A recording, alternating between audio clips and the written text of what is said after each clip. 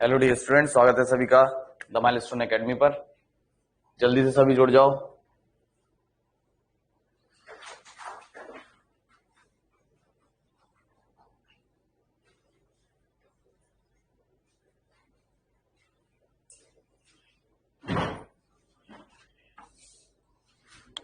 Good evening, नमस्ते भाई।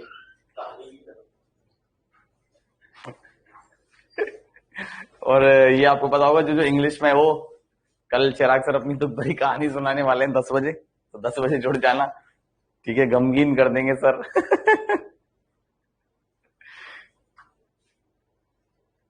चलो, तो लास्ट क्लास में अगर मैं बात करूं तो मैंने आपको बता दिया, समितियों तक पढ़ा दिया था, है ना? जो मेन समितियां थी जो संविधान में बनाई गई थी वो मैंने आपको पढ़ा दिया था, ठीक है? तो अगर मैं बात करता हूं संविधान को बनाने में, तो मैंने बताया था संविधान को बनाने में लगभग कितना समय लगा था? 2 साल 11 महीने और 18 दिन का समय लगा था। वो कहानी तो कल ही पता चलेगी यार, क्या है कहानी, ठीक है?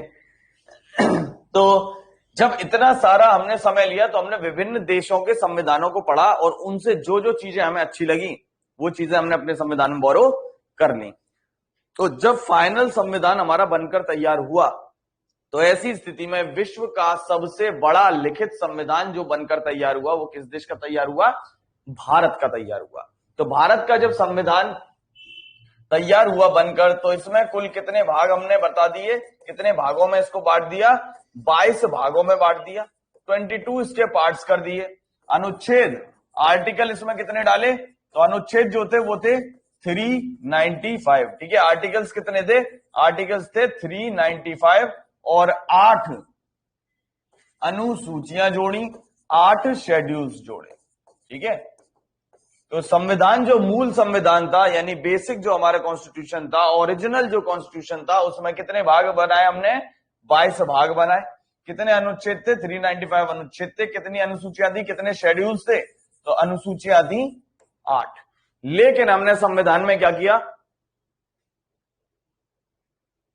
हाँ, वो सब चीजें बताऊंगा, अभी टेंशन मत लो, ठीक है? अभी पढ़ तो लो कि सारे क्वेश्चन पहले ही पूछ लोगे।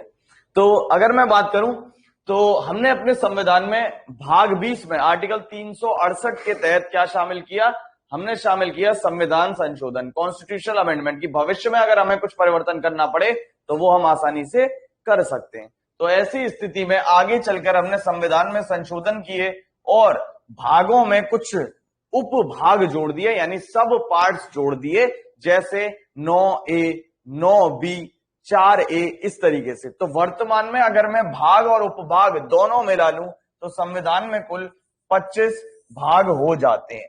लेकिन यदि क्वेश्चन आता है कि वर्तमान में संविधान में कितने भाग है और ऑप्शन में 22 ही मिलता है और साथ में 25 भी मिलता है, तो आपको वर्तमान में भी कितने भाग टिक करने हैं? 22 भाग ही टिक करने हैं, अगर ऑप्शन में 22 रहता है तो। अगर ऑप्शन में 22 नहीं होता और पूछता है संविधान में वर्तमान में भाग कितने हैं, तब जाकर आपको टिक करना है 25, जो हुआ था यूपी कांस्टेबल का जब लास्ट एग्जाम हुआ था उसमें, ठीक है? उसमें पूछा गया था 20, 25, 30 और एक और कोई ऑप्शन था 35 था या ऐसा कुछ था।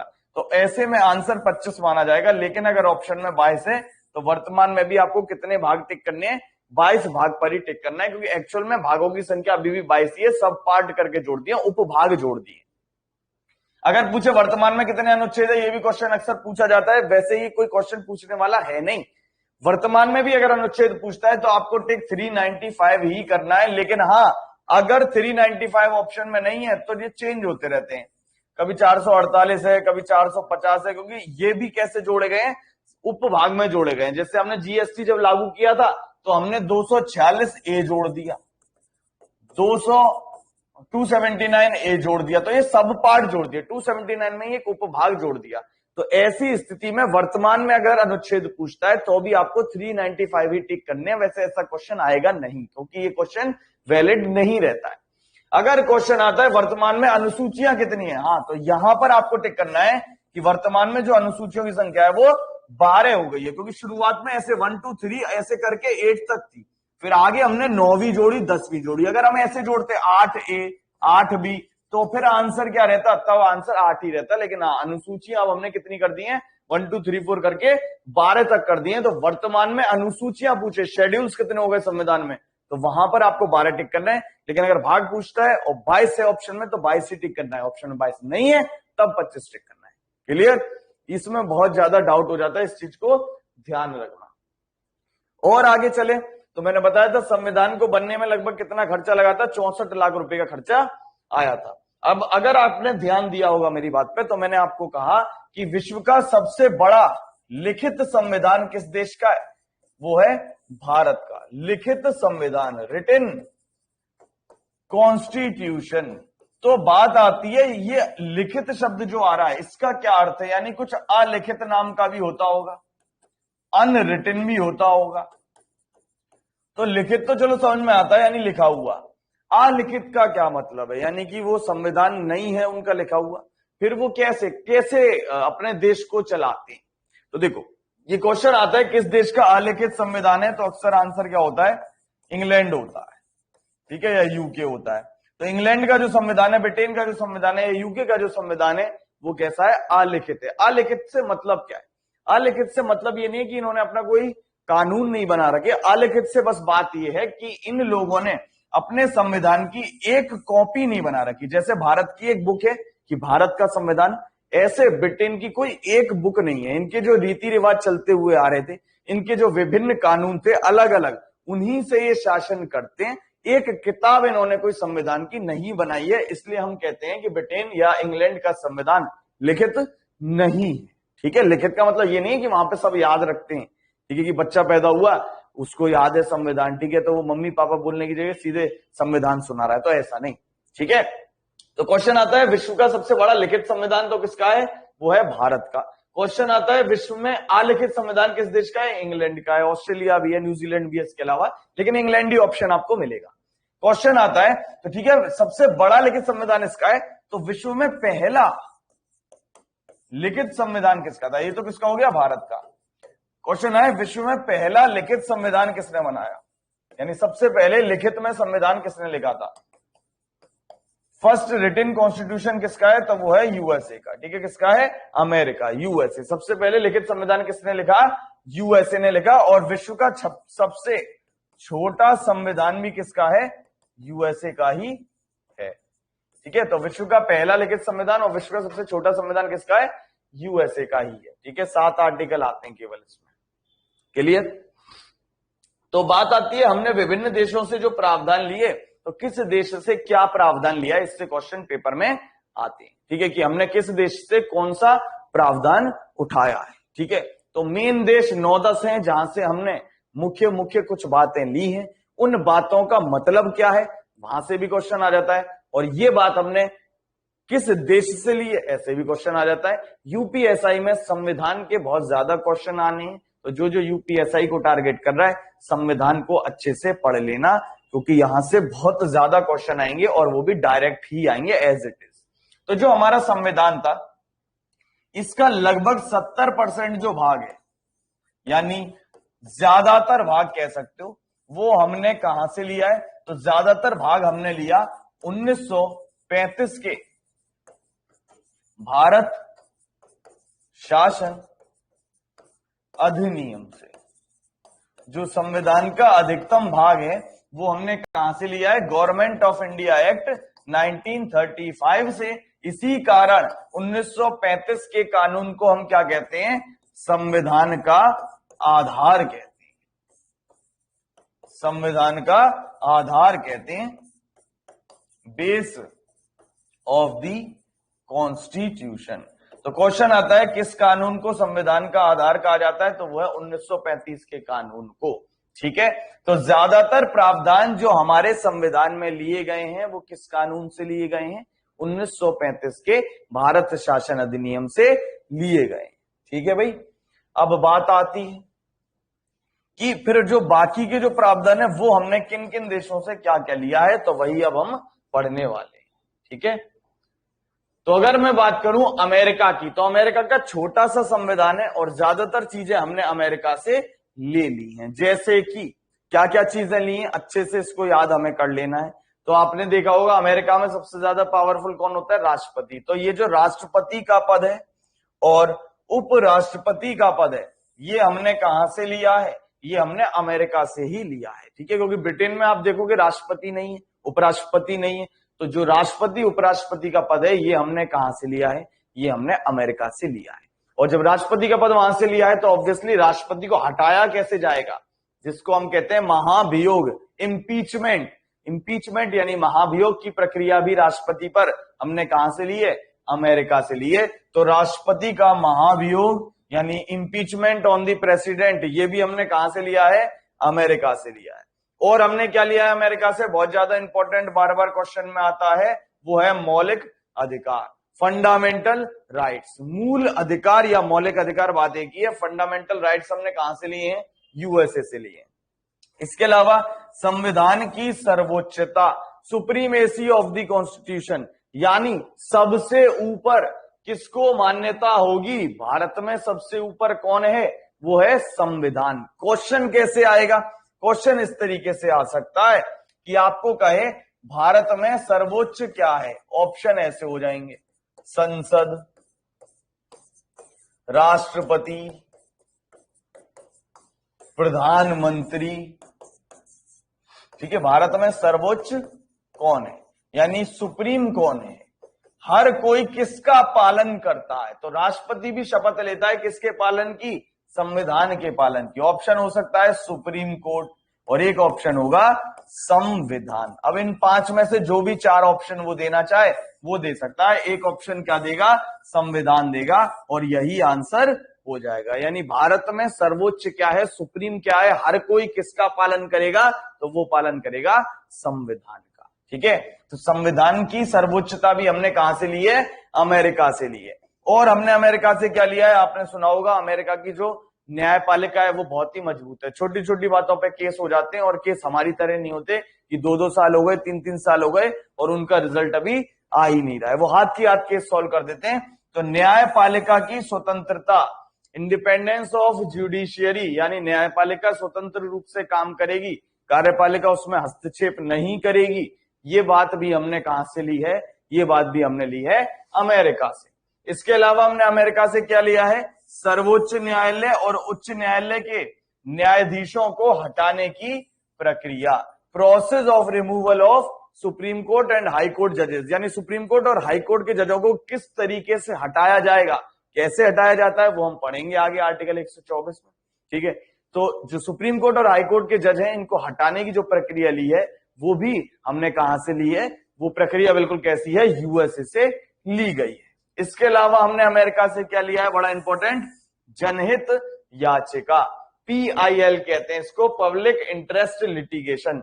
जनहित याचिका का मतलब क्या है? आपने सुना होगा, आजकल कॉमन है, कुछ भी चीज ऐसी होती है जो गलत हो रही है, जैसे पेपर आउट हो गया, कभी आंसर की उन्होंने रिलीज नहीं की या कट ऑफ रिलीज नहीं की और ऐसी भर्ती कर ली, तो उसके लिए कोई भी व्यक्ति जनहित के लिए, यानी पूरे जिसमें सबका हित हो, कोई भी व्यक्ति जनहित याचिका डाल सकता है, जिस पर निर्णय कोर्ट के द्वारा लिया जाता है कि क्या वो बात सही है या नहीं है।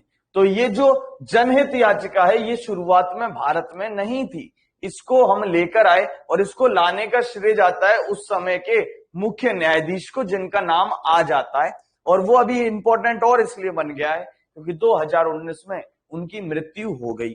तो भारत के जो तत्कालीन मुख्य न्यायाधीश थे, चीफ जस्टिस ऑफ इंडिया थे, जो भारत में जनहित याचिका लेकर आए, वो कौन थे? वो थे PN भगवती। तो ये भी क्वेश्चन पेपर में आ जाता है, भारत में PIL जनहित याचिका लाने का श्रेय किसे जाता है? PN भगवती को जाता है। क्वेश्चन है किन किन देशों में जनहित याचिका का प्रावधान है? तो भारत और अमेरिका, यूएसए एंड इंडिया। इसके अलावा हमने और क्या लिया है अमेरिका से? वो लिया है न्यायिक समीक्षा, या इसको एक और शब्द दे सकते हैं, न्यायिक पुनराविलोकन। बात वही है, न्यायिक समीक्षा या न्यायिक पुनराविलोकन। इसका मतलब क्या है? Judicial review. इसका अर्थ क्या होता है? ये पेपर में आ जाता है। बहुत ही इंपॉर्टेंट चीज है ये, जिससे हमारे संविधान को संरक्षण मिलता है, प्रोटेक्शन मिलता है। न्यायिक समीक्षा की अगर हम बात करें तो न्यायिक समीक्षा का मतलब है कि यदि विधायिका कोई कानून बनाती है तो ये कानून कहीं संविधान का उल्लंघन तो नहीं करता, यानी संविधान को वॉयलेट तो नहीं करता। इस पर अंतिम निर्णय कौन लेगा? सुप्रीम कोर्ट लेगा। इसी वजह से ये जो पावर है उसकी वजह से सुप्रीम कोर्ट को हम क्या कहते हैं? संविधान का रक्षक कहते हैं या संविधान का रखवाला कहते हैं। ठीक है, संविधान का रक्षक, गार्जियन या प्रोटेक्टर ऑफ द कॉन्स्टिट्यूशन कौन है? संविधान का रक्षक या संविधान का रखवाला किसको कहते हैं हम? सुप्रीम कोर्ट को कहते हैं। और क्यों कहते हैं? क्योंकि ये इसके पास पावर है किसकी? न्यायिक पुनरावलोकन की। यानी यदि कोई विधायिका कानून बनाती है तो वो संविधान के खिलाफ तो नहीं है, कहीं वो उल्लंघन तो नहीं करती हमारे मूल अधिकारों का। इस पर अंतिम निर्णय कौन लेगा? वो सुप्रीम कोर्ट के द्वारा लिया जाता है। और अंतिम निर्णय लेने के लिए कम से कम सुप्रीम कोर्ट के 5 न्यायाधीशों की एक पीठ बनाई जाती है जो इस पर निर्णय लेती है। जैसे आपको याद होगा ट्रिपल तलाक पर निर्णय लिया गया था, तो 5 जज थे, 3 ने कहा कि गलत है, 2 ने कहा कि ठीक है, तो वो कैंसिल हो गया। ठीक है, ये अब ट्रिपल तलाक देना एक अपराध है। ठीक है, तो न्यूनतम कितने जज होने चाहिए कि वो डिसाइड करेंगे कि ये संविधान का उल्लंघन है या नहीं है? न्यूनतम 5 जजों की बेंच बनती है। सुप्रीम कोर्ट के न्यूनतम 5 न्यायाधीशों की एक पीठ बनाई जाती है। ठीक है, इसी वजह से हम क्या कहते हैं? इस पावर की वजह से सुप्रीम कोर्ट को संविधान का रक्षक या रखवाला कहते हैं। इसका डायरेक्टली उल्लेख यानी न्यायिक पुनरावलोकन का प्रत्यक्ष रूप से उल्लेख संविधान में कहीं पर नहीं है, यानी ये उपयोग नहीं किया गया। लेकिन हाँ, आर्टिकल 13, आर्टिकल 32, आर्टिकल 226 इनमें अप्रत्यक्ष रूप से न्यायिक पुनरावलोकन शामिल है। डायरेक्टली कहीं पर भी नहीं है ये शब्द, ये चीज को ध्यान रखना। ठीक है, अप्रत्यक्ष रूप से ये चीज संविधान में शामिल है। आर्टिकल 13 में भी, आर्टिकल 32 में भी है, धीरे धीरे अभी ये सारे आर्टिकल पढ़ेंगे, आर्टिकल 226 में भी। ठीक है, तो ये सारी चीजें हमने कहां से ली हैं? ये सारी चीजें ली हैं सुप्रीम कोर्ट दिल्ली में है सर। हाँ बिल्कुल भाई, दिल्ली में ही है सुप्रीम कोर्ट। ठीक है, तो ये सारी चीजें हमने कहां से ली हैं? अमेरिका से ली हैं। अब बात आती है ब्रिटेन से या यूके से या इंग्लैंड से, जो चाहे वो कह सकते हैं। ठीक है, वैसे अंतर होता है ब्रिटेन, इंग्लैंड, ग्रेट ब्रिटेन में। ठीक है, यूके में ये सब शायद मैंने आपको ज्योग्राफी में बताया भी था। तो यूके की अगर बात करें या इंग्लैंड का है या ब्रिटेन का है, ठीक है, यहां से हमने क्या लिया है? तो बड़ी इंपॉर्टेंट चीज ली है। पहली चीज क्या है? वो है संसदीय प्रणाली, पार्लियामेंट्री फॉर्म ऑफ गवर्नमेंट। मुख्य रूप से 3 प्रकार की सरकार होती है। ठीक है, कौन कौन सी होती है? पहली होती है राष्ट्रपति प्रणाली,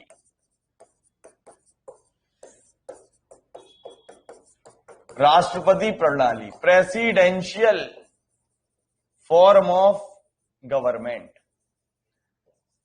ये जो प्रणाली है इसमें मेन पावर जो होती है वो राष्ट्रपति के पास होती है, और इसमें जो विधायिका होती है यानी लेजिस्लेचर है, यानी एक तरीके से जो संसद है वो और कार्यपालिका, ये दोनों अलग अलग होती हैं। यानी भारत में अगर आप देखोगे तो भारत में जो मंत्री होते हैं, एग्जीक्यूटिव जो हैं, वो कहां से बनाए जाते हैं? जो सांसद होते हैं वही तो मंत्री बनते हैं। लेकिन यहां पर ऐसा नहीं होता है। ठीक है, तो ये सबसे इंपॉर्टेंट बात है राष्ट्रपति प्रणाली की, कि वहां पर विधायिका अलग होती है और कार्यपालिका अलग होती है, उसी में से नहीं बनाई जाती है। ठीक है, तो जैसे देश जहां पर ये राष्ट्रपति प्रणाली है, कई सारे देश हैं, मेन जो है इसमें वो है यूएसए। ठीक है, जहां राष्ट्रपति प्रणाली है। ठीक है, फ्रांस वगैरह और भी देशों में है। ठीक है, यूएसए मेन है इसमें। दूसरी जो प्रणाली होती है वो होती है संसदीय प्रणाली, पार्लियामेंट्री फॉर्म ऑफ गवर्नमेंट, जो भारत में, जहां पर सांसदों का चुनाव होता है और इन्हीं सांसदों में से, इसी विधायिका में से क्या बनती है? कार्यपालिका का निर्माण होता है। यानी जो मंत्री हैं वो इसी संसद या राज्यों की जो विधान परिषद सभा होती है उससे चुने जाते हैं। यानी जो लेजिस्लेचर है इसी से क्या आता है? इसी से एग्जीक्यूटिव आएगा। ठीक है, तो भारत में है ये। ठीक है, पाकिस्तान में है, बांग्लादेश में, जो भी आसपास के हमारे देश हैं। ठीक है, ज्यादातर सब देशों में यही प्रणाली है।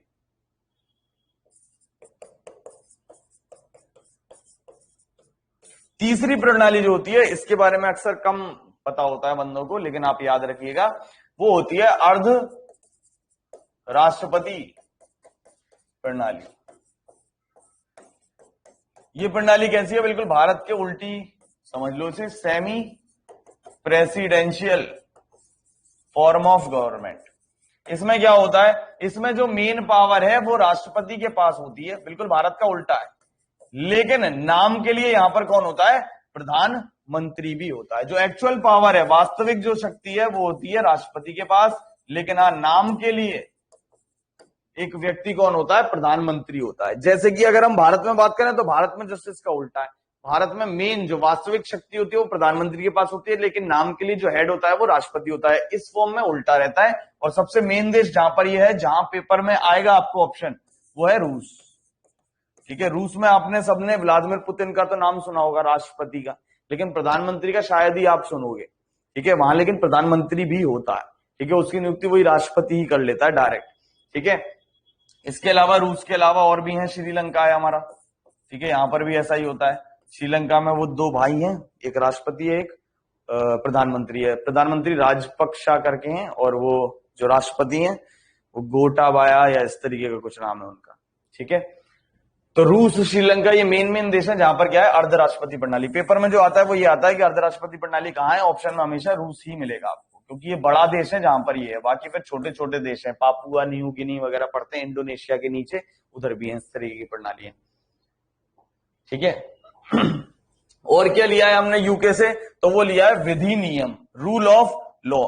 यानी कुछ भी चीज भारत में होगी तो विधि बनाकर होगी, यानी कानून के दायरे में होगी। ठीक है, विधि होनी चाहिए, एक रूल्स एंड रेगुलेशंस होंगे, उसी के दायरे में हम काम करेंगे। इसके अलावा बड़ी इंपॉर्टेंट चीज वो है एकल नागरिकता, सिंगल सिटीजनशिप। भारत में एकल नागरिकता है, दोहरी नागरिकता नहीं है। आपने अगर भारत की नागरिकता ले रखी है तो आप किसी अन्य देश की नागरिकता नहीं ले सकते, और किसी अन्य देश की नागरिकता ले लेते हो भारत की नागरिकता समाप्त हो जाती है। अभी भारत में एक ऐसा राज्य था कुछ समय पहले तक जहां दोहरी नागरिकता थी, डुअल सिटीजनशिप थी, लेकिन वो हो चुकी है खत्म 2019 से। वो राज्य था जम्मू कश्मीर। लेकिन जब से जम्मू कश्मीर केंद्र शासित प्रदेश बन गया है तब से क्या हो गया है? खत्म हो गया है। ठीक है, तो एकल नागरिकता, सिंगल सिटीजनशिप हमने कहां से ली है? वो भी हमने ब्रिटेन से ली है। लेकिन आपको पता होगा यूएसए में दोहरी नागरिकता है, डुअल सिटीजनशिप रहती है। बात करें तो हमारे यहां पर बेसिकली दो सदन चलते हैं संसद में, एक लोकसभा है और एक राज्यसभा है। तो अभी जब मैं आपको धीरे धीरे लोकसभा और राज्यसभा के बारे में पढ़ा दूंगा तो आप देखेंगे कि लोकसभा के पास ज्यादा शक्ति होती है एज कंपेयर टू राज्यसभा। और ये बात भी हमने कहां से ली है? ब्रिटेन से ली है, कि भारत में लोकसभा ज्यादा पावरफुल है राज्यसभा से। हाँ, एक दो पॉइंट ऐसे भी हैं जहां राज्यसभा को स्पेशल पावर्स हमने दे रखी हैं, वो भी मैं आपको बताऊंगा। आर्टिकल 249 है, आर्टिकल 312 है। ठीक है, नेक्स्ट चीज जो हमने इंपॉर्टेंट ली है इंग्लैंड से, वो है द्विसदनीय संरचना, बाइकैमरलिज्म। इसका क्या मतलब है द्विसदनीय? हमारे यहां पर दो सदन काम करते हैं। जैसे केंद्र में देखोगे संसद में तो लोकसभा राज्यसभा, ऐसे राज्य में देखोगे विधानमंडल में, लेजिस्लेचर में स्टेट के तो भी दो होते हैं, विधानसभा और Vidhan Parishad, legislative assembly, legislative council. तो दो सदन काम करेंगे, यानी दो टांगों पर हम चलेंगे। ये हमने कहां से ली है? ये भी हमने प्रणाली कहां से ली है? ब्रिटेन से ली है। ठीक है, इसके अलावा हमने क्या लिया ब्रिटेन से? मंत्रिमंडल लिया है, कैबिनेट लिया है।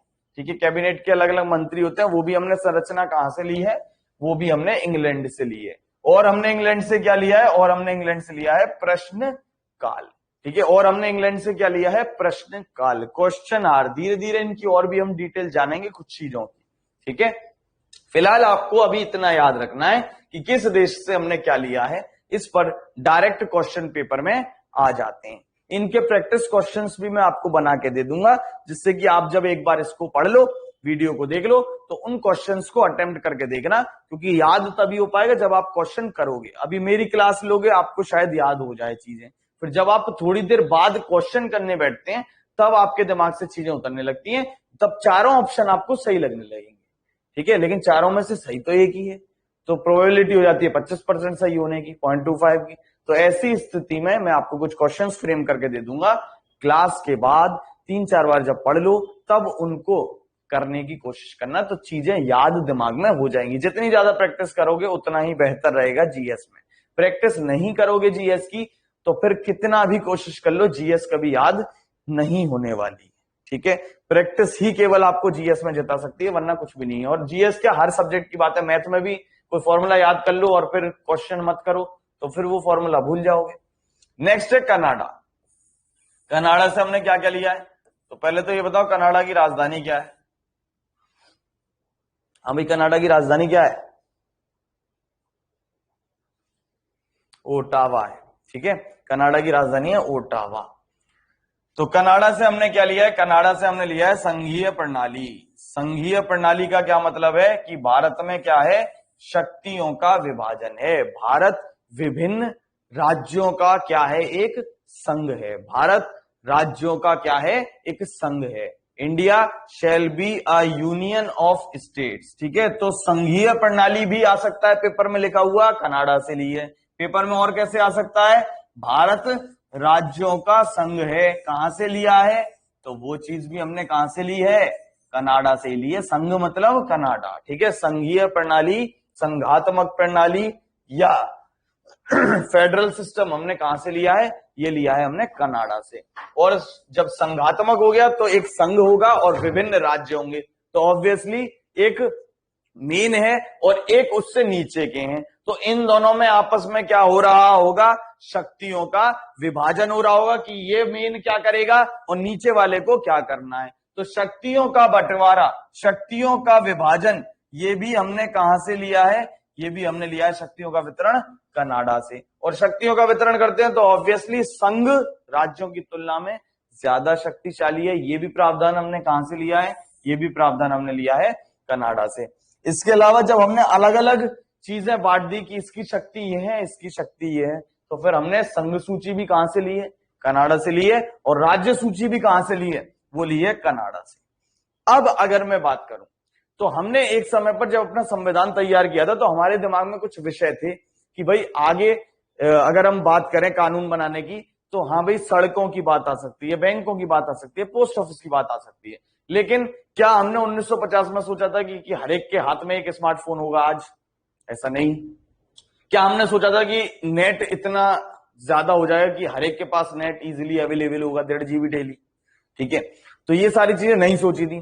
तो भविष्य में हमें पता था कुछ ऐसे विषय भी आ सकते हैं जो वर्तमान में नहीं है लेकिन भविष्य में हो सकते हैं, जैसे सोशल मीडिया। कभी सोचा था ये फेसबुक पे हर समय बैठे रहते हो, अपनी दिल टूट गया तो फेसबुक पे डाल दिया, ठीक है, या पिटाई हो गई तो फेसबुक पे डाल दिया, ठीक है, खतरनाक खतरनाक शायरी कि अच्छे अच्छों के आंसू निकल आए। तो वो सारी चीजें हमने तब नहीं सोची थी कि आगे ऐसा होगा, लेकिन हो गया। तो आजकल आपने देखा होगा अगर ज्यादा फेसबुक वगैरह पे फालतू की चीजें कर दो तो आईटी एक्ट लग जाता है, 2005 में बनाया गया था। ठीक है, उसमें जेल वेल भी हो जाती है, नेताओं के खिलाफ उल्टा सीधा लिख दो तो पुलिस धर के ले जाती है। ठीक है, महाराष्ट्र में बहुत बार हो चुका है, शिवसेना के खिलाफ लिख के देखो बस। ठीक है, तो ये सारी चीजें हमें नहीं पता थी, हमने सोचा भविष्य में कुछ ऐसे विषय आ सकते हैं जो अभी हमें नहीं पता है। तो ऐसी शक्तियों को हमने एक स्पेशल नाम दे दिया। क्या नाम दे दिया? जो अवशिष्ट शक्तियां कहलाई। यानी ऐसी शक्तियां जो हमें भविष्य में शायद यूज करने की जरूरत पड़े, जो बची रह गई, अवशेष। वहां पे ही पढ़ाया था ना मैंने आपको, अवशिष्ट चट्टान, रेसिडुअल माउंटेन्स। तो बचा हुआ जो रह गया, तो अवशेष शक्तियों पर कानून बनाने का अधिकार किसे होना चाहिए? जो हेड है, जो सबसे मेन है, तो वो कौन है? संसद। तो अवशिष्ट शक्तियां भी हमने कहां से ली हैं? अवशेष शक्ति का प्रावधान भी हमने कहां से लिया? कनाडा से लिया है। और इस पर कानून कौन बनाने का अधिकार रखता है? तो वो बनाने का अधिकार रखती है संसद, राज्य नहीं रखेगा। ठीक है, राज्य के तहत नहीं आएंगी। जो अवशिष्ट शक्तियां हैं वो किसके तहत आती हैं? वो आती हैं संसद के तहत। और इसके लिए एक अलग से आर्टिकल है, आर्टिकल 248। आर्टिकल भी धीरे धीरे पढ़ाऊंगा। ठीक है,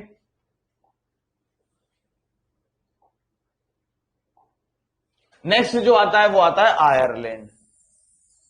तो एक बात बताओ, पहला तो क्वेश्चन ये कि जो आयरलैंड है इसकी राजधानी क्या है? पहला क्वेश्चन तो ये बताओ, आयरलैंड की राजधानी। और दूसरा क्वेश्चन ये बताओ कि क्या आयरलैंड यूके में आता है, यानी यूनाइटेड किंगडम का क्या हिस्सा है आयरलैंड? राजधानी है डबलिन। वेरी गुड भाई प्रियंका। अब ये बताओ, क्या आयरलैंड यूके में आता है, यानी यूनाइटेड किंगडम का हिस्सा है क्या, या नहीं है?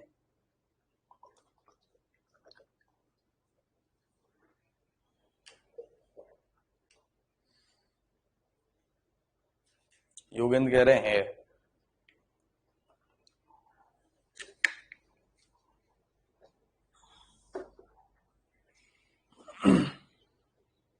है। और किसी का कोई आंसर बताओ भाई। पता नहीं, चलो ये जेन्युइन आंसर दिया प्रियंका ने, पता नहीं। अबे गधों, थोड़ा सा कॉमन सेंस लगा लो। अगर ये यूके में होता तो अभी पीछे हमने यूके पढ़ा है, फिर आयरलैंड को अलग से क्यों लिखवाता। तो यूके जो है, यूके में आयरलैंड नहीं आता है। आयरलैंड के दो हिस्से हैं, एक है उत्तरी आयरलैंड और एक है आयरलैंड। जो आयरलैंड है ये स्वतंत्र देश है और जो उत्तरी आयरलैंड है वो यूके के तहत आता है। ठीक है, तो इस चीज को याद रखना। आयरलैंड जो अलग से लिखवा रहा हूं तो इसका मतलब अलग देश है, मतलब फिर यूके तो पढ़ी ले, फिर अलग से क्यों लिखवाता। ठीक है, तो आयरलैंड से हमने क्या लिया है, जो मूल अधिकार थे वो लिए हैं हमने अमेरिका से, जबकि राज्य के नीति निर्देशक सिद्धांत, शॉर्ट में कहते हैं DPSP, directive principles of state policy, ये हमने कहां से लिया है, ये लिया है हमने आयरलैंड से। और क्या लिया है हमने आयरलैंड से, राष्ट्रपति के द्वारा राज्यसभा में कुछ सदस्य मनोनीत किए जाते हैं, नॉमिनेट किए जाते हैं, जो विशेष क्षेत्र से हो, कला, विज्ञान, साहित्य और समाज सेवा, आर्ट्स वगैरह फील्ड से होते हैं, साइंस से, उनको राष्ट्रपति मनोनीत कर सकता है। 12 सदस्य होते हैं, आगे पढ़ाऊंगा। ये भी चीज हमने कहां से ली है, ये भी चीज हमने ली है आयरलैंड से। ठीक है, इसके अलावा और क्या लिया आयरलैंड से, राष्ट्रपति के चुनाव की प्रक्रिया, हिंदी में भी मैंने लिख दिया है, राष्ट्रपति के चुनाव की प्रक्रिया, ये भी हमने कहां से ली है, ये भी हमने ली है आयरलैंड से। यानी किस तरीके से राष्ट्रपति का चुनाव कराया जाएगा ये बताऊंगा अभी मैं आपको, एकल संक्रमणीय मत पद्धति से होता है, तो ये भी हमने कहां से लिया है, आयरलैंड से लिया है। ठीक है भाई, नेक्स्ट बात आती है जर्मनी की। तो जर्मनी की पहले तो राजधानी बताओ क्या है। जर्मनी की राजधानी है बर्लिन। वेरी गुड, ये तो था आसान क्वेश्चन। अब थोड़ा सा टफ क्वेश्चन पे चलते हैं। बर्लिन किस नदी के किनारे बसा हुआ है, अब ये बताओ, बर्लिन किस नदी के किनारे बसा हुआ है। ब्रह्मपुत्र, वाह रे वाह, गजब भाई मेरे।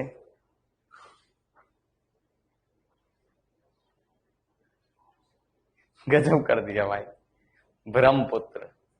और किसी का कोई ऐसा आंसर जो दुनिया हिला दे। अरे भैया योगेंद्र भाई क्या बात है, 7:30 बजे तेरा नशे का समय होता है क्या। रावी नदी, अबे क्या नशेड़ी हो गया है, यूरोप में है जर्मनी, और ये रावी भाभी भारत की नदियां और ये पाकिस्तान की नदियां कहां से, कौन से आंसर दे रहा है। सपना बघेल, डेन्यूब, अजय डेन्यूब, किसी को कुछ नहीं याद, तुम्हारी खत्म हो गई ज्योग्राफी। और शायद अभी 3-4 क्लास पहले ही बताया मैंने, ये मेन जो नदियों के किनारे बसे प्रमुख शहर हैं, और ये क्वेश्चन बार बार आता है। चलो एक का आंसर आ गया, धन्यवाद भाई प्रियंका। स्प्री नदी के किनारे बसा हुआ है। बर्लिन किस नदी के किनारे है, स्प्री नदी के किनारे है।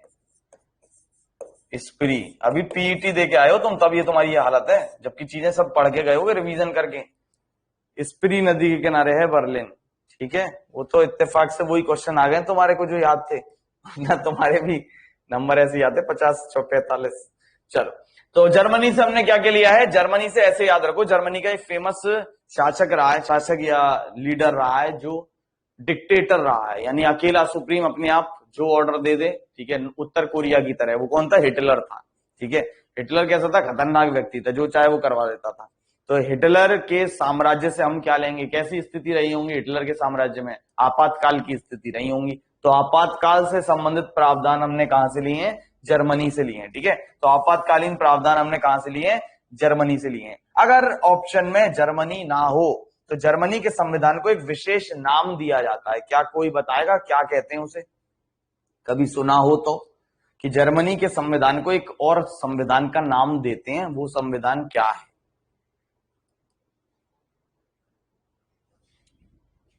तो अगर ऑप्शन में जर्मनी नहीं लिखा हुआ था तो जर्मनी के संविधान को एक और नाम से जाना जाता है। किसी ने आंसर नहीं किया, मैं बता देता हूं, वीमर संविधान कहते हैं। ठीक है, जर्मनी के संविधान को और किस नाम से जानते हैं, वीमर संविधान के नाम से जानते हैं। अब एक क्वेश्चन मैं आपको फ्रेम करके दे रहा हूं, आंसर सोच के बताना, सोच के, ठीक है, ढंग से, ऐसी ऊट पटांग कुछ भी मत कह देना जो दिल में आ रहा है। मैं यही क्वेश्चन पूछता हूं कि निम्नलिखित में से कहां से हमने आपातकाल की बात ली है, ठीक है, और ऑप्शंस हैं आपके पास ये, ठीक है, निम्नलिखित में से हमने कहां से आपातकाल की बात ली है और ऑप्शन है आपके पास ये, यूएसए, कनाडा, 1935 का कानून, और एक है नन। अब क्या टिक करोगे?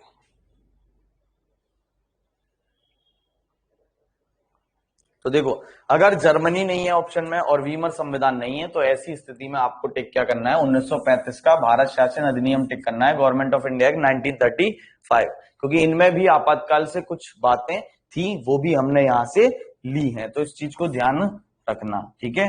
वैसे तो जनरली जर्मनी या वीमर होता है, लेकिन नहीं है तो 1935 का भी कर लेना, कभी कभी खिलवाड़ हो जाता है, एग्जामिनर कर देता है, तो आपके साथ नहीं होना चाहिए। अब जब भी आपात लगता है तो ऑब्वियसली जो आपके अधिकार हैं वो सारे अधिकार आपके पास नहीं रहेंगे, कुछ ना कुछ तो उस पर लिमिटेशंस होगी। तो जब आपात लग जाता है तो मूल अधिकारों का स्थगन करने की बात भी या निलंबन करने की बात भी हमने कहां से लिए, जर्मनी से लिए, आर्टिकल 358 और 359 में इसका उल्लेख है। डिटेल में जब मैं आपको आर्टिकल पढ़ाऊंगा धीरे धीरे तो सारी चीजें आ जाएंगी, ठीक है। तो निलंबन हो जाता है मूल अधिकारों का, और 20 और 21 को छोड़कर ये सारी चीजें धीरे धीरे डिटेल में आ जाएंगी, फिलहाल अभी हम बेस बना रहे, ठीक है। नेक्स्ट आते हैं तो आता है ऑस्ट्रेलिया। ऑस्ट्रेलिया की राजधानी है कैनबरा, ठीक है। और कोई बताएगा ऑस्ट्रेलिया को कैसा देश कहते हैं? ऑस्ट्रेलिया को कैसा देश कहते हैं? अब मैं बहुत सारी चीजें रिवीजन कराऊंगा आपको पॉलिटी में, जहां पर भी ज्योग्राफी आएगी उधर घुस जाऊंगा फिर मैं ज्योग्राफी में, क्योंकि ज्योग्राफी में आपको पूरी पढ़ा चुका हूं, अब आप जिस दिन पढ़ लोगे आपकी भी हो जाएगी। किस सेंस में? एक स्पेसिफिक शब्द बताया था मैंने यूज करके, जैसे उगते सूरज का देश या अर्धरात्रि के सूर्य का देश, ऐसे ही कुछ एक पर्टिकुलर पॉइंट होता है ऑस्ट्रेलिया के लिए, वो कौन सा है? प्यासी भूमि का देश कहते हैं। वेरी गुड भाई अजय गौतम।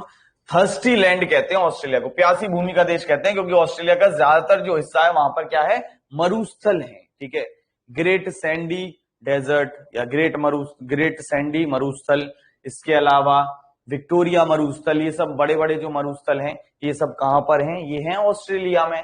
और ऑस्ट्रेलिया में मेनली 2 नदियां बहती हैं, ठीक है, जो यहाँ पर सदाबहार टाइप की हैं, ठीक है। तो ये भी शायद मैंने आपको बताया था, याद करने के लिए बताया था, जब पानी नहीं है तो पानी हमारा क्या है, डार्लिंग है, और डार्लिंग नहीं मिलेगी तो क्या होगा, मर जाएंगे। तो डार्लिंग और मर्रे 2 नदियां मेन थी जो ऑस्ट्रेलिया में बहती हैं, ठीक है, याद होगा जहां तक है।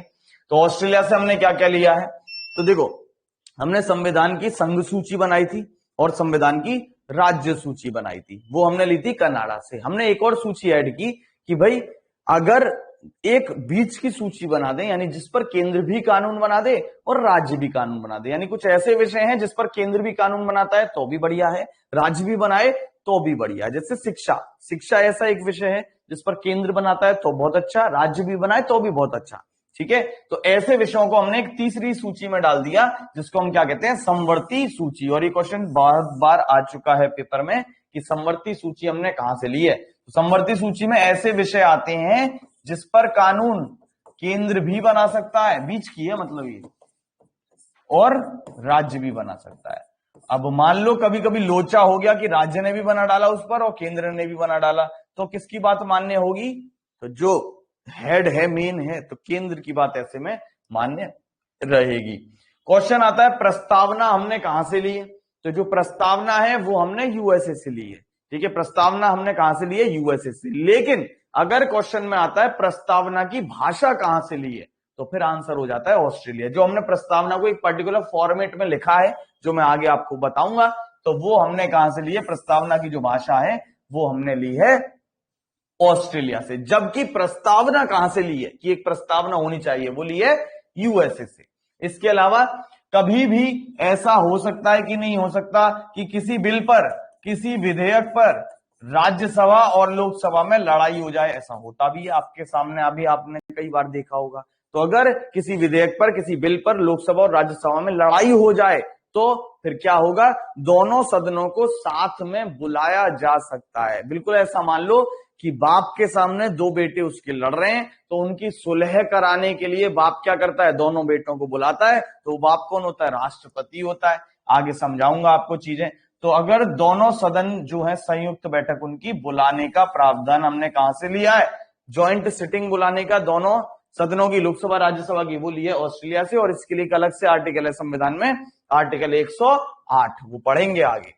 इसके अलावा हमने ऑस्ट्रेलिया से क्या लिया है, व्यापार की स्वतंत्रता ली है, ठीक है, फ्रीडम ऑफ ट्रेड लिया है। व्यापार जो है हमारा वो फ्री हम कर सकते हैं, विदेशों से आयात निर्यात, ये सारी चीजें हमने कहां से ली हैं, ऑस्ट्रेलिया से ली है। नेक्स्ट बात आती है फ्रांस, जल्दी से इसकी बता दो राजधानी। तो फ्रांस की राजधानी क्या है, पेरिस है। ये था आसान क्वेश्चन। नेक्स्ट क्वेश्चन जो टफ है वो है, पेरिस किस नदी के किनारे है, पेरिस किस नदी के किनारे, बताओ भाई। अब उल्टे सीधा आंसर मत कर देना, गंगा नदी और ये सब। बताओ पेरिस किस नदी के किनारे है।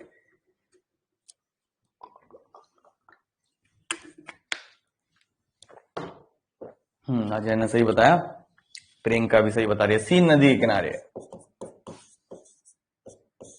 ठीक है, पेरिस सीन नदी के किनारे। और पेरिस में कई सारे मुख्यालय हैं, एक दो के नाम बताओगे, कई सारे मुख्यालय हैं। तो कौन कौन से हैं, एक तो यूनेस्को का है, ठीक है, अंतरराष्ट्रीय खगोलीय संघ का है, IAU का, ठीक है। इसके अलावा और किसका है, यूएनओ का नहीं है बेटा, यूएनओ का न्यूयॉर्क में है, यूएनओ का नहीं है बेटा, यहाँ पर यूएनओ का न्यूयॉर्क में है, ठीक है। यूनेस्को, IAU, OECD, अंतरराष्ट्रीय ऊर्जा एजेंसी IEA, ठीक है, इन सब के मुख्यालय कहाँ है, पेरिस में है। इन चीजों को ध्यान रखना, मेन है ये, ठीक है। तो हमने फ्रांस से क्या लिया है, तो हमने फ्रांस से ली है गणतंत्र प्रणाली, रिपब्लिक सिस्टम। बात आता है गणतंत्र का क्या मतलब है, ठीक है, रिपब्लिक का क्या मतलब है, गणतंत्र प्रणाली से क्या मतलब समझते हैं। तो गणतंत्र जैसा कि नाम है, गण यानी जनता, तो गणतंत्र का मतलब ऐसा होता है कि जहां पर जो राजा है वो चुना जाता है, यानी जहां पर वंशानुगत शासन ना हो, यानी राजा महाराजा वाली चीजें ना हो, वंशानुगत शासन ना हो, यानी जहां पर क्या ना हो, मोनार्की ना हो, मोनार्की, ठीक है। इंग्लिश में जो टर्म होती है वो होती है मोनार्की, जहां मोनार्की ना हो, वंशानुगत शासन ना हो, कि राजा है उसी का बेटा अब राजा बनेगा, यानी उसी खानदान से कोई बनेगा, ऐसा ना हो। जहां पर इसी को पलट के कैसे आ सकता है, गणतंत्र क्या है, जहां पर जो हेड होता है यानी प्रमुख होता है उसका क्या हो, चुनाव हो, प्रमुख का क्या हो, चुनाव हो, ठीक है, वो क्या कहलाता है, गणतंत्र प्रणाली कहलाता है। जब हम प्राचीन इतिहास पढ़ेंगे तो उसमें बताऊंगा 16 महाजनपद रहे हैं, उसमें से वैशाली एक ऐसा महाजनपद था, वैशाली के लिच्छवी, जो कि एक गणतंत्र राज्य था, ठीक है। तो वो सब हम पढ़ेंगे हिस्ट्री में। अब बात आती है, और हमने क्या लिया है फ्रांस से, तो प्रस्तावना में हमने कुछ बातें ली है। क्या क्या ली है, प्रस्तावना में स्वतंत्रता ली है, यानी इंडिपेंडेंस या लिबर्टी। इसके अलावा समानता ली है, इक्वलिटी ली है, और भाईचारे की अवधारणा ली है, ठीक है, आदर्श लिए हैं। बंधुत्व मतलब भाईचारा, ठीक है, कि आपस में प्यार से रहेंगे, भाईचारे से रहेंगे। ये सारी चीजें हमने कहां से ली हैं, ये सारी चीजें हमने फ्रांस से ली हैं। और जब प्रस्तावना पढ़ाऊंगा तो और डिटेल में पढ़ाऊंगा कि स्वतंत्रता कितने प्रकार की है, समानता कितने प्रकार की है, भाईचारा कितने प्रकार का, ये भी क्वेश्चन आ जाता है IAS PCS में, ठीक है। तो ये सारी चीजें हमने कहां से ली है, फ्रांस से ली है। नेक्स्ट आते हैं, तो नेक्स्ट जो देश है वो है रूस, या रूस जब नहीं बना था 1991 से पहले क्या कहलाता था, ये सोवियत संघ कहलाता था, सोवियत यूनियन या USSR कहलाता था, ठीक है। और यही सोवियत संघ से भारत ने अपना पहला उपग्रह लॉन्च किया था, क्या नाम था उसका, भारत की पहले सैटेलाइट का,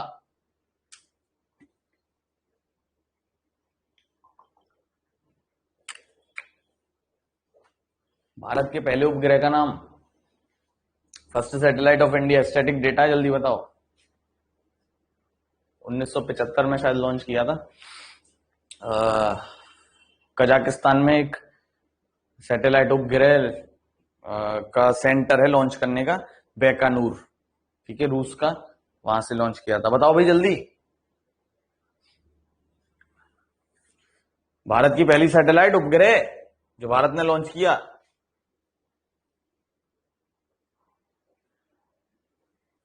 पढ़ोगे नहीं तो तुम्हारे पेपर में जो आएगा उसने, हाँ आर्यभट्ट, ठीक है, जीरो की जिसने खोज की, जो तुम्हारा आने वाला है मुझे लग रहा है, ठीक है, आर्यभट्ट थी पहले सैटेलाइट भारत की। चीजें याद रखो यार, इतनी चीजें लूसेंट से रटने की शुरुआत कर दो, ठीक है। स्टैटिक डेटा लूसेंट में दे रखा है, एक टेबल सी बना बना के दे रखी है, और लास्ट में विविध में दे रखा है, वो सारी चीजें याद कर लो। पहला जो माउंट एवरेस्ट पे चढ़ गया, पहला जिसको नोबेल प्राइज मिला, तो वो सारा स्टैटिक डेटा है, वो सब पढ़ाने यहाँ बैठ गया मैं तो 2 साल लग जाएंगे, तुम्हारी जीएस पूरी नहीं होगी।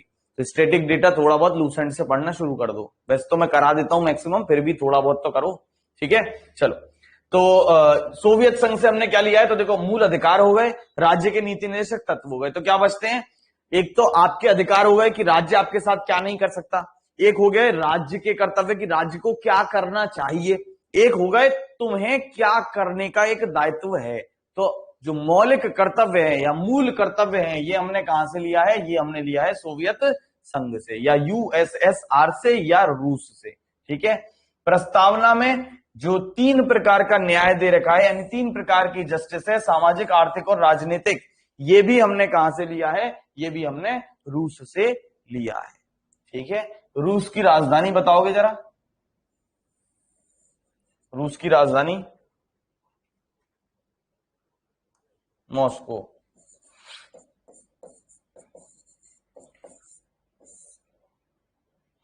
किस नदी के किनारे बसा हुआ है मॉस्को, तो इसी नाम से मॉस्कोवा नदी, उसके किनारे बसा हुआ है। वो क्वेश्चन नहीं है, क्वेश्चन ये पूछना चाह रहा हूं मैं कि रूस की मदद से भारत ने एक सुपरसोनिक मिसाइल बनाई है, उसका नाम क्या है। भारत ने रूस के सहयोग से एक सुपरसोनिक मिसाइल बनाई है, उसका नाम क्या है।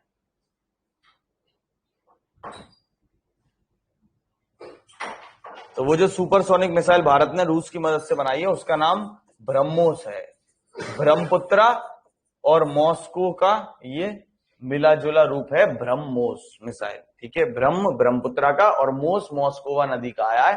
तो ब्रह्मोस मिसाइल जो है वो भारत ने किसकी मदद से बनाई, रूस की मदद से बनाई थी, और भारत की सुपरसोनिक मिसाइल है, ठीक है। अभी हम हाइपरसोनिक पे काम कर रहे हैं, चीन वगैरह कर चुके हैं, रूस कर चुका है ऑलरेडी, अभी हमारा चल रहा है प्रोसेसिंग में।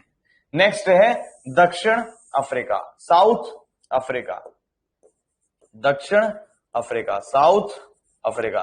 कौन सी नदी थी दक्षिण अफ्रीका की जो मकर रेखा को 2 बार काटती है, कौन सी नदी थी जो दक्षिण अफ्रीका की जो मकर रेखा को 2 बार काटती है, ट्रॉपिक ऑफ कैप्रिकॉर्न को 2 बार काटने वाली नदी दक्षिण अमेरिका की कौन सी है।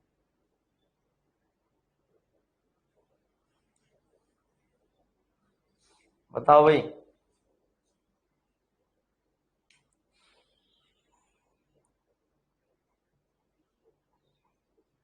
मकर रेखा को, ट्रॉपिक ऑफ कैप्रिकॉर्न को 2 बार काटने वाली दक्षिण अफ्रीका की नदी हो। यार कॉन्गो दक्षिण अफ्रीका से कितना दूर है, कॉन्गो नदी नहीं है आंसर इसका, वो भूमध्य रेखा को काटती है। एक ने कॉन्गो आंसर दिया, सब कॉन्गो दिए जा रहे हो।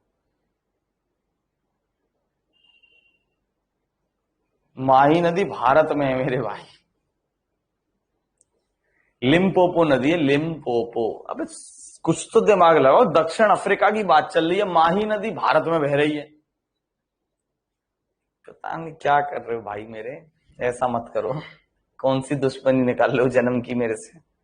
चलो, दक्षिण अफ्रीका से हमने क्या क्या लिया है, संविधान में संशोधन की प्रक्रिया ली है, ठीक है। दक्षिण अफ्रीका से हमने क्या लिया है, संविधान में संशोधन की प्रक्रिया ली है, ठीक है, संविधान में संशोधन की प्रक्रिया।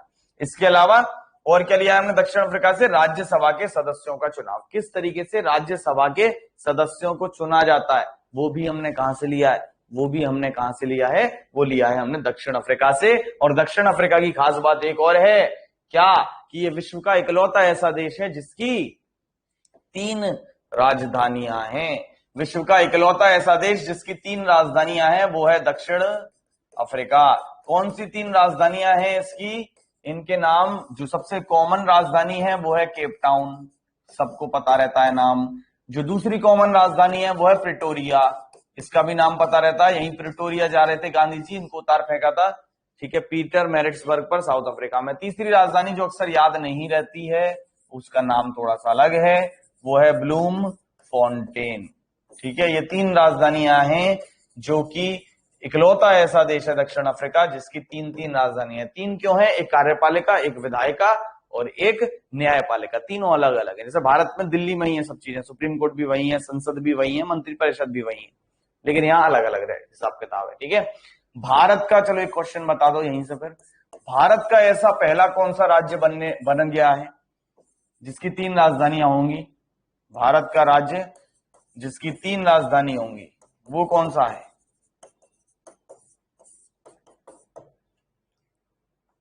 वो है आंध्र प्रदेश। चलो अभी सही दे दिया है योगेंद्र ने answer, Andhra Pradesh. Very good. कौन सी 3 राजधानियां हैं इनके, और आंसर दे दो जरा इनकी। जो आंध्र प्रदेश है इसकी 3 राजधानियां कौन कौन सी बन रही हैं, इसका और आंसर दे दो जल्दी से।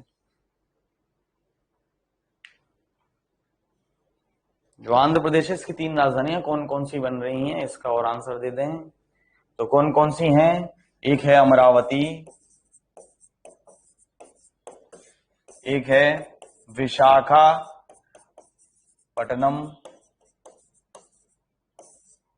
और एक है कुर्नूल।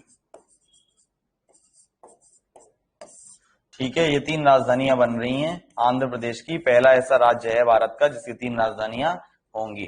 ठीक है, इन चीजों को याद रखना। ठीक है, और लास्ट है जापान। जापान से हमने क्या लिया है? तो जापान से हमने लिया है कानून द्वारा स्थापित प्रक्रिया। तो अब डाउट यहां पर एक चीज का ये आता है कि एक मैंने बताया था जो यूके से हमने लिया है विधि का शासन, रूल ऑफ लॉ, है ना, विधि का शासन, और ये है कानून द्वारा स्थापित प्रक्रिया यानी विधि द्वारा स्थापित प्रक्रिया। इन दोनों में अंतर क्या है? तो देखो, जो हमने जापान से लिया है प्रोसीजर एस्टेब्लिश्ड बाय लॉ, ये थोड़ा सा नेगेटिव है। इसका मतलब यह है कि जो भी कानून, जो भी हम बनाना चाहें वो बना सकते हैं, उस पर कोई भी लिमिट नहीं होगी। जैसे कल हम कोई कानून बना दे कि जो भी सड़क पर देखे पेल दो से, तो ऐसी उस पर कोई भी लिमिट नहीं होगी, यानी वो आर्बिट्रेरी हो सकता है, कुछ भी हो सकता है। लेकिन विधि का जो शासन है वो लिमिट करता है कि कानून ऐसा होगा जिसका कुछ ना कुछ वैलिड वजह होगी। ठीक है, तो ये अंतर होता है विधि का शासन और प्रोसीजर एस्टेब्लिश्ड बाय लॉ और रूल ऑफ लॉ में। ठीक है, तो ये वो यहां पर ये लिखा हुआ है, इंग्लिश में लिखा है, मैंने आपको समझा दिया जो मेन अंतर है। वैसे ये इसमें आपको अंतर जानने की इतनी नीड है नहीं, लेकिन हाँ, अगर यूपीएससी का कोई एग्जाम देना चाह रहे हो या पीसीएस का कोई एग्जाम देना चाह रहे हो तब फिर इसकी नीड पड़ेगी। तो उसके लिए याद रखना, विधि का शासन वो थोड़ा पॉजिटिव रहता है और विधि द्वारा स्थापित प्रक्रिया वो थोड़ा सा नेगेटिव रहता है। कुछ भी कानून बनाया जा सकता है और विधि के शासन में कानून ऐसा ही होगा जो कि लिमिटेड हो, जो खिलाफ ना जाए, ठीक है, विरोध ना करे। ठीक है, तो ये सारी चीजें थी। कुछ क्वेश्चंस मैंने आपकी प्रैक्टिस के लिए इसमें डाल रखे हैं, तो इन क्वेश्चंस को अटेम्प्ट कर लेना। इसकी पीडीएफ में अभी भेज देता हूं आपको, और क्वेश्चंस में कोई भी किसी भी प्रकार का कोई डाउट आए तो मेरे से पूछ लेना। ठीक है, कुछ शायद 9-10 क्वेश्चन है, उनको अटेम्प्ट करके देख लेना। ठीक है, और डाउट आए तो पूछ लेना। ठीक है, तो आज के लिए रखते हैं इतना ही, कल फिर मिलेंगे। कल भी आपकी क्लास चलेगी, सैटरडे को भी। ठीक है, वैसे हम सैटरडे को क्लास नहीं लेते हैं, लेकिन कल भी आपकी क्लास लेंगे क्योंकि जन्माष्टमी मंडे की आपकी जहां तक है छुट्टी रहेगी। ठीक है, तो संडे और मंडे आपकी छुट्टी रहेगी। संडे को जहां तक है आपकी शायद हिंदी की क्लास हो जाए। ठीक है, तो वो हम बता देंगे, और हिंदी की शायद कल भी चलेगी, तो मैं टाइमिंग आपको इन्फॉर्म कर दूंगा हिंदी और मूल विधि की क्लास का। ठीक है, कल हिंदी और मूल विधि जहां तक है चलेगी तो मैं टाइम आपको इन्फॉर्म कर दूंगा। ठीक है, तो आज के लिए रखते हैं इतना ही, कोई डाउट हो तो पूछ लेना। ठीक है, क्लियर, और चीजें रिवाइज करते रहो। अब ऐसे ही डेली पूछूंगा धकाधक, क्योंकि ज्योग्राफी अब मैं पढ़ा चुका हूं, और जब पॉलिटी की बात आ रही है, किसी भी देश का नाम आ जाएगा तो ज्योग्राफी में कहीं पे भी किधर भी उठा के आपको ले जा सकता हूं। ठीक है, चीजें रिवाइज करते रहो। ठीक है, ओके भाई, गुड नाइट, मिलते हैं कल।